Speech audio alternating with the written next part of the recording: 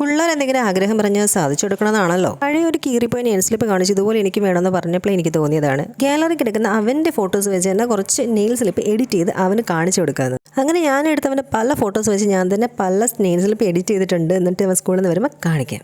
സ്കൂളിൽ നിന്ന് വന്ന അവനെ മനുവിലൂടെ പറഞ്ഞു വിട്ട് പ്രിൻ്റ് എടുത്തുകൊണ്ട് വന്നിട്ടുണ്ട്. സംഭവം എന്താണെന്നറിയാതെ കൊണ്ടുവന്ന് തുറന്നപ്പോൾ ആള് ഷോക്കായിട്ടോ. അവന് നല്ല സന്തോഷമായി. അതുപോലെ തന്നെ എനിക്കും, കാരണം ഞാനും പ്രതീക്ഷിച്ചതുപോലെ തന്നെ വന്നിട്ടുണ്ട്. ജസ്റ്റ് സിമ്പിളായിട്ട് ഒന്ന് ടെസ്റ്റ് ചെയ്യാൻ വേണ്ടിയിട്ട് മാത്രം ഒന്ന് ചെയ്ത് നോക്കിയതാണ്.